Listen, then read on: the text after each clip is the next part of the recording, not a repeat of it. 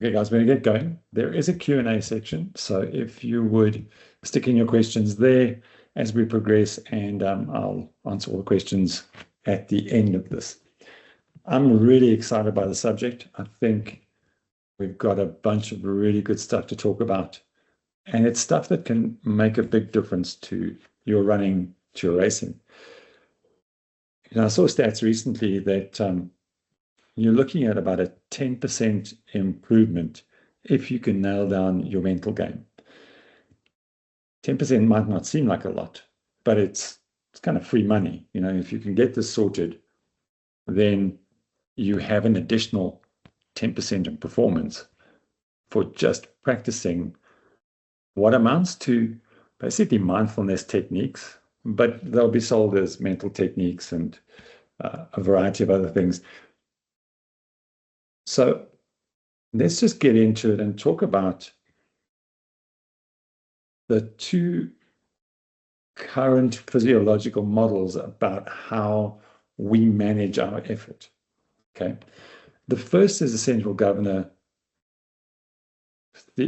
hypothesis proposed by Professor Tim Noakes. And whether you like benching or not, the central governor model is still very much in discussion amongst physiologists in the world.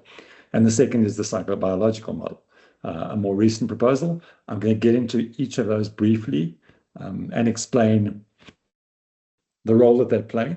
But you'll understand once we talk about these models, how they kind of influence what we're looking at. Okay, so let's take a look at what the central governor proposal is. This is Noakes' theory, and basically the brain is the ultimate regulator of how hard the effort feels, right? So fatigue is a perception, but it's a perception that the brain creates.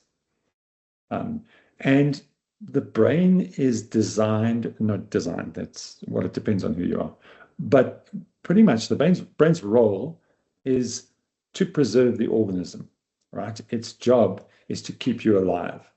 And if it could, it would sit you down under a tree and leave you there and you do nothing other than just eat, because that's the safest thing to be.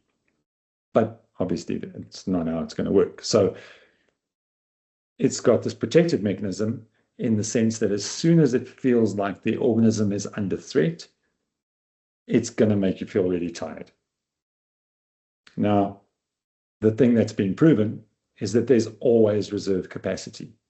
My partner Debbie talks about having the saber-toothed tiger energy, right? That last little bit of gas that you keep in the tank in reserve for when you have to race away from the saber-toothed tiger.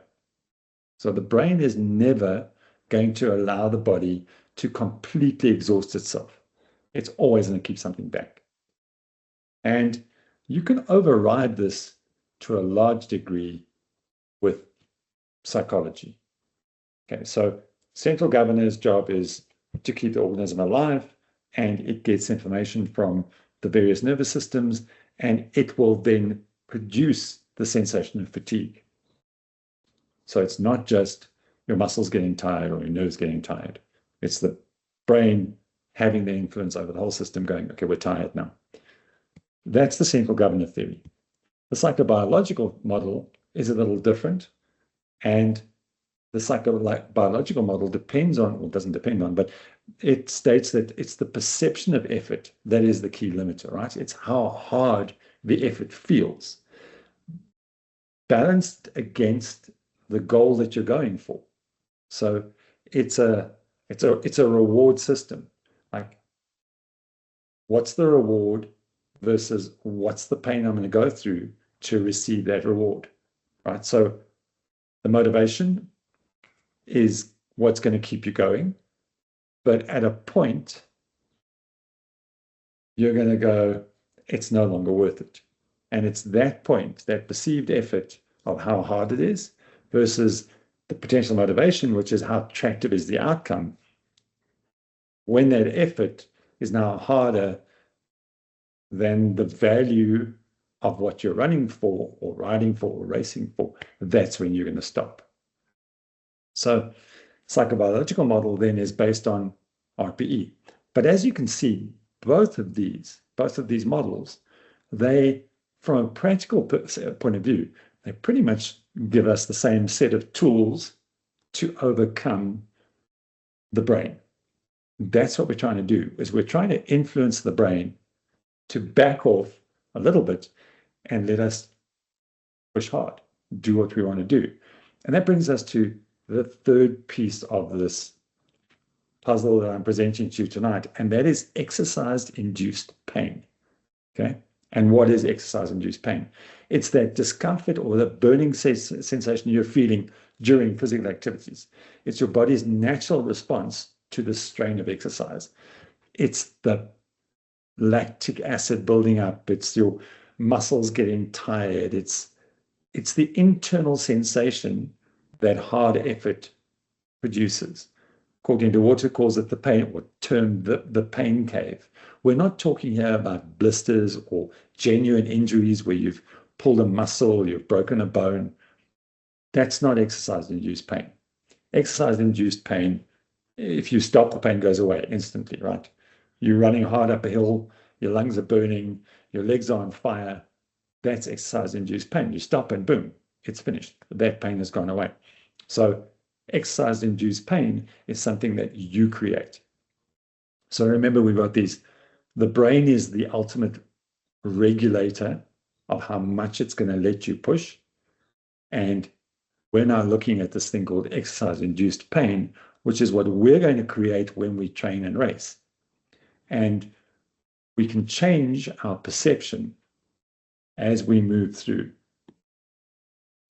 So exercise-induced pain, what causes that? It's lactic acid, it's metabolic byproducts, it's the mechanical stress on your muscle fibers, it's the activation of pain receptors, and it's your central nervous system, right? Getting signals from the muscle fibers going, man, we're tired, we're exhausted, we're hurting. So that's the exercise-induced pain, but you are creating it. Moving on.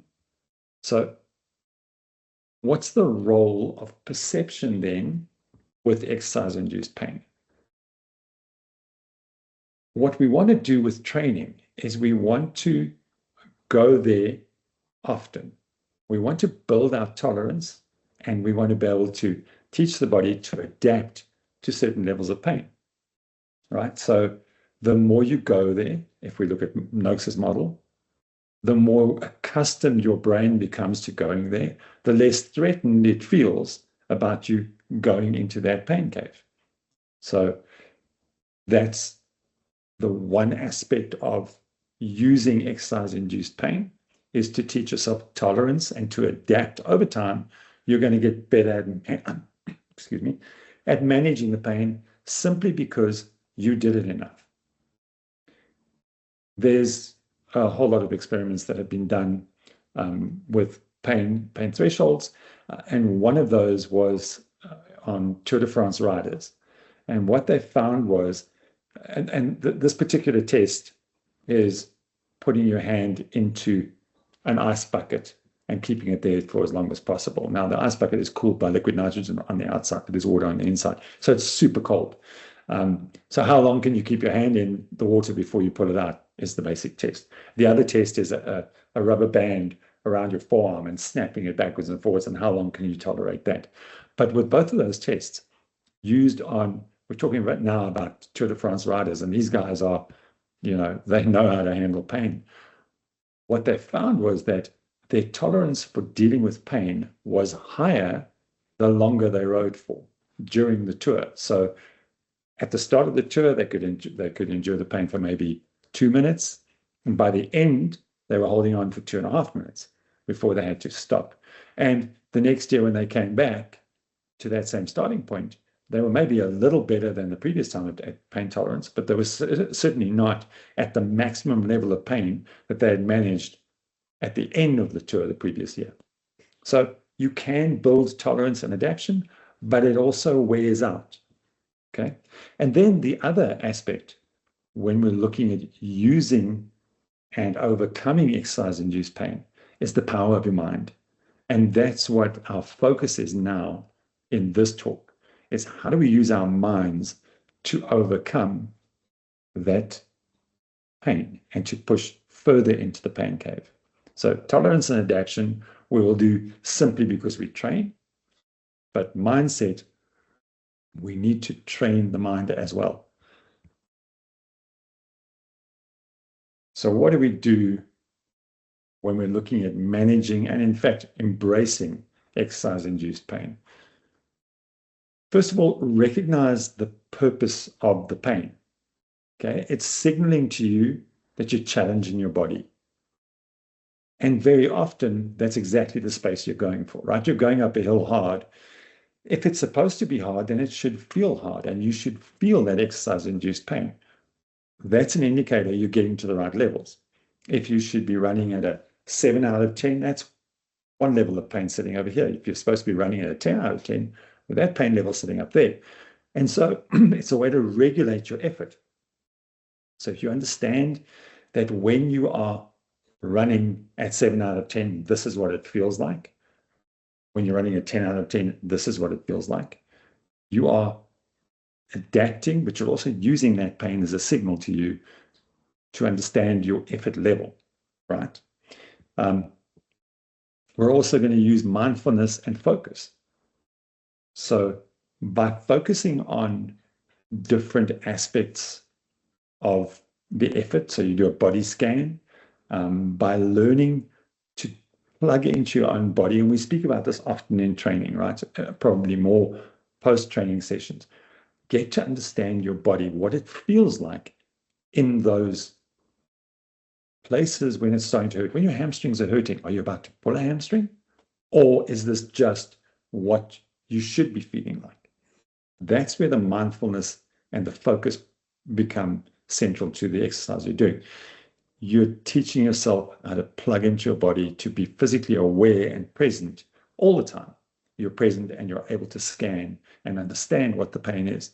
This is just exercise-induced pain, or no, I'm about to run into injury here, right? So we want to make sure we've got that mindfulness and focus when we're doing things.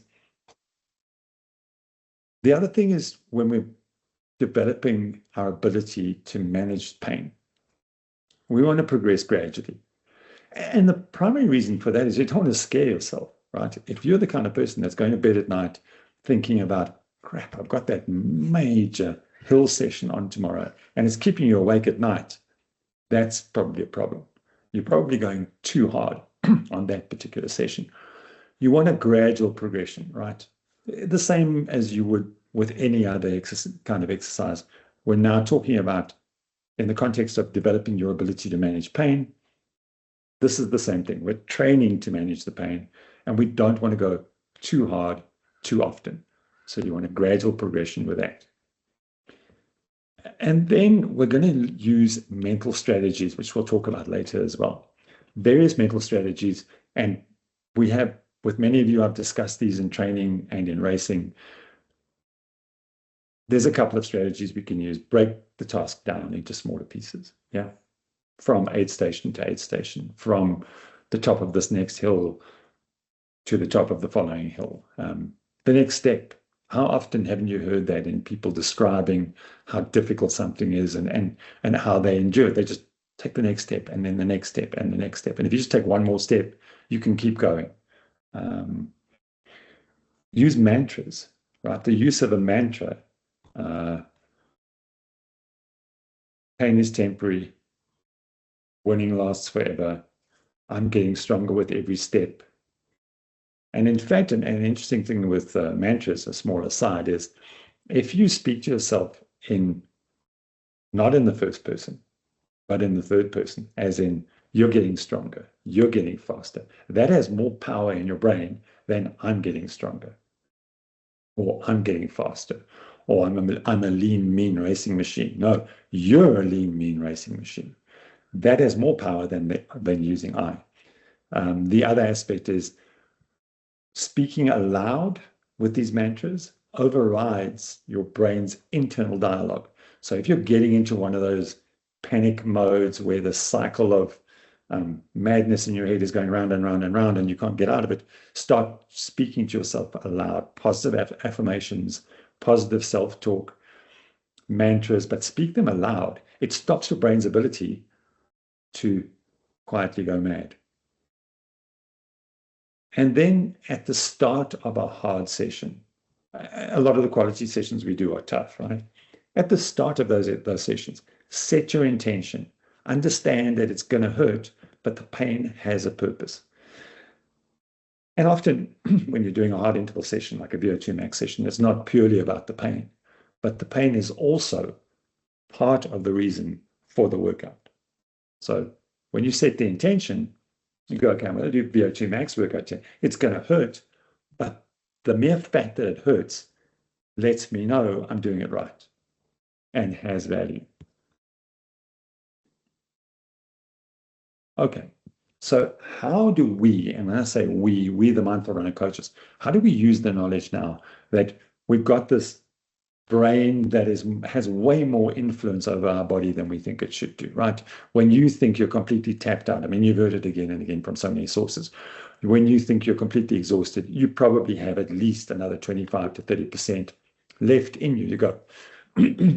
And like that's, in a nutshell, that's what I've been leading to, is how do you get past that point and how do we include this in your training? So there's a couple of things we do. Mindful practices. That would be things like using an app. What's my favorite app at the moment? I'll remember it later, but the mindful app to practice your mindfulness, 5 minutes, 10 minutes a day, actually just 10 minutes every third day of practicing mindfulness will make a difference. Set your intention and your focus. Every workout that we create, I hope you've noticed, has an intention and has a focus. And the idea is to use those to practice mindfulness in movement, right? The other thing is we're adding in breath work. And I'm going to get into detail on all of these points in the coming slides. We're adding in breath work, which is going to help you manage your effort level and manage your perception of effort. We will be building in visualization techniques so that you are able to better manage your thoughts. And then a big one for me is counting and rhythmic techniques. We're going to be adding in how to overcome those pain levels and how to set up rhythms for yourself. Okay, so that's what I want to look at next. So let's start out with mindfulness and what we mean by mindfulness and how it's going to influence your management of pain. So the first thing that the practice of mindfulness does for you practically is it teaches you how to pause for that one beat, yeah, that little moment in time at which you go, I can take a breath here. I don't have to get sucked into the drama. I don't have to pay attention to all of this distraction that's going on in my head. I can just take a breath, be present, think clearly, and execute what I'm thinking. So that's what the mindfulness is going to give you. It's that ability to just pause for a microsecond before you get into the cycle of drama and the distraction and just go, what am I supposed to be focusing on? Oh, my breathing. Okay, let me just breathe. And there you go, execute. You've taken control of the situation. I speak about this often. Run your race. Don't let your race run you. And that's keeping your brain engaged and staying present. So mindfulness already gives us that skill now of being able to just pause for a beat and then think through. The next thing that we want to look at is, as I said, every one of our workouts is going to have an intention and it's going to have a focus point. And this is an opportunity for you to practice your mindfulness in movement, right? So you set the intention at the start of that activity. What's the intention here? I'm going for a long run. It is to develop my aerobic capacity. How am I going to know whether that's happening? If I look at my exercise-induced pain, there should be almost nothing. It should be at a level of 5 and I'm comfortable, right? That's setting your intention at the start of that run. Then you read that and you go, okay, I'm going to run where my breathing feels comfortable. Then focus point keeps the mind present. So that focus point is teaching you to keep the mind in the present moment. You drift off, you start thinking about all the stuff that you should have been doing at home or what's happening at work. And as soon as you notice you've drifted off, just come back to whatever your focus point was for the workout. It's a mindfulness technique, right? It's just come back to whatever you should be focusing on. So there's no judgment. You haven't done a good thing or a bad thing. You're simply going, I'm supposed to be focusing on my breathing. I'm supposed to be focusing on high hips. I'm supposed to be focusing on my foot strike, whatever that is. You come back to that thing and you stay there for as long as you can. That's teaching your brain to remain present and stay with you during your running and your racing. And it's going to give you that ability when the crisis comes up to just pause for a beat, get back to what you should be focusing on, and then work there. The other thing, another technique we're going to be bringing in, and that will be along with your mindfulness practices and your breath work, is a body awareness drill, right? Where you develop that ability to understand your body from a mind-body connection point of view. Body scanning is a really good way to do that.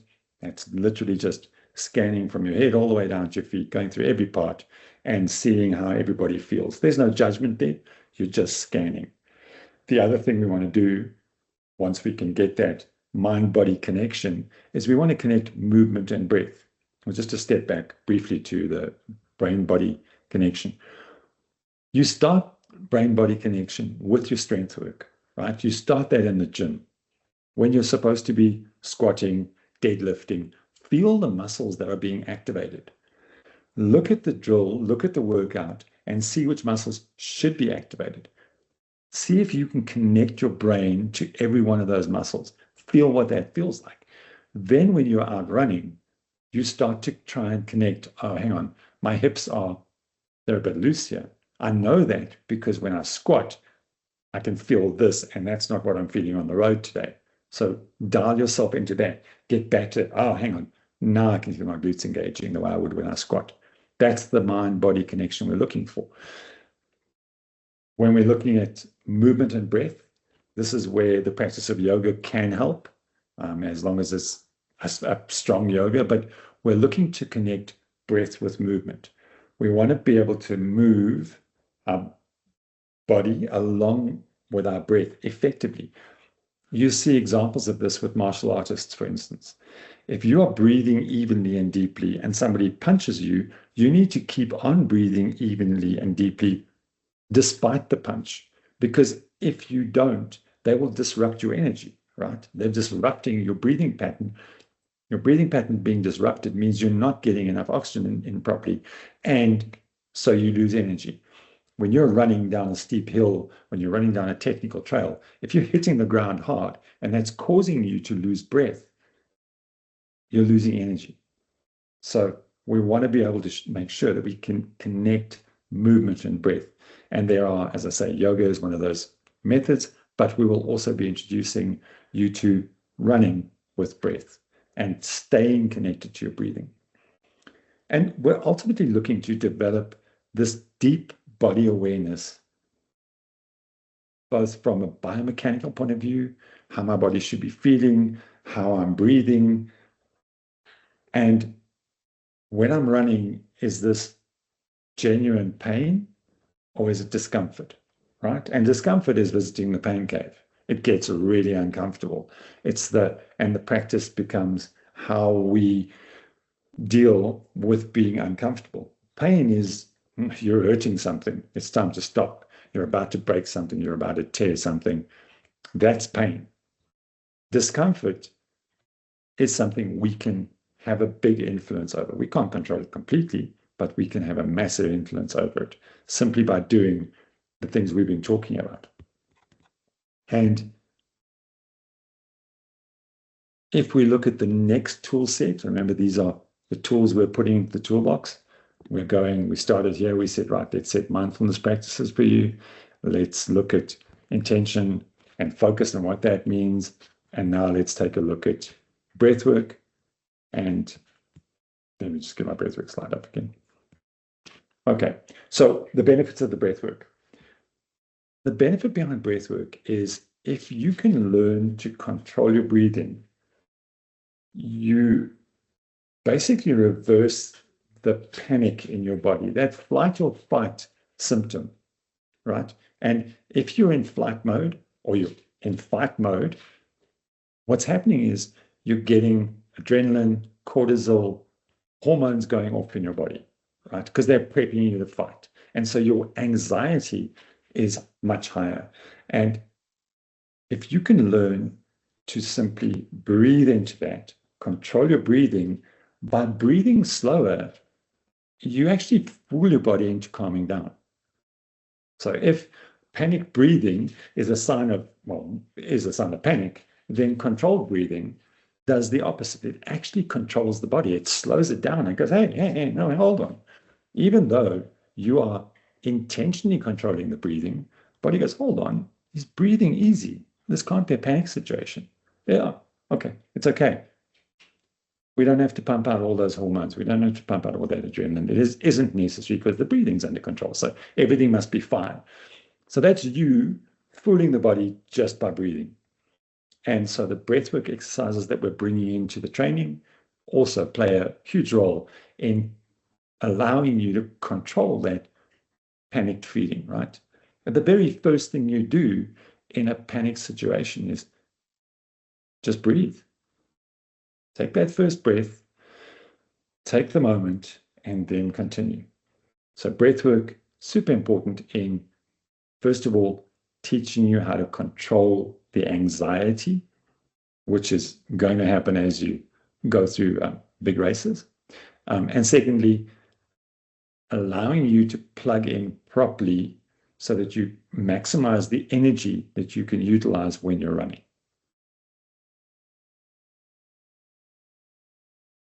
Visualization techniques. This is another thing that can help with that perception of effort. And remember, the brain's controlling everything. So if we can fool the brain into thinking that this isn't as hard as you think it is, or don't worry, we've got this, then the perception of effort comes down and it's easier to finish. It's easier, whichever model you look at, it's still easier to continue racing, right? So positive imagery, whatever that is, that improves motivation. So I don't mean whatever that is. I mean, you create various positive images. Picture yourself crossing that finish line. You know, if you're potentially right now, you're deep into a race and you're sitting in third place and you're feeling tired, picture being on that podium. You know, make that the picture. That's the thing that's, shot, maybe on the podium now. Let me just keep going. Let me just keep going. Or visualization, you could be sitting at your desk. And one of the things about visualization is don't visualize things in slow motion. Visualize things as they are intended to happen. So if you see yourself sprinting across that finish line, that's what you want to visualize.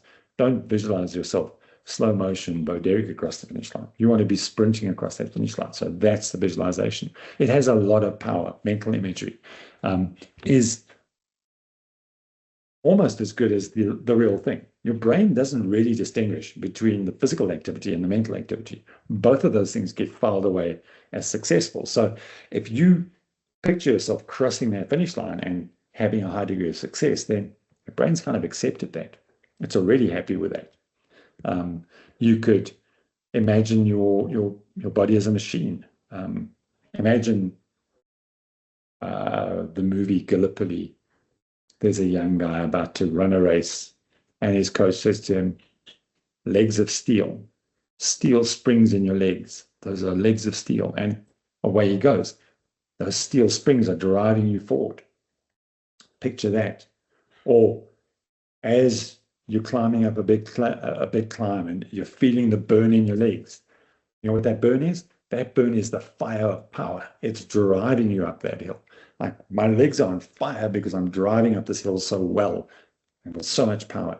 So, you know, there's various visualization techniques which can get us to change our perception of what's going on. The other side of the visualizations is to use mental rehearsals.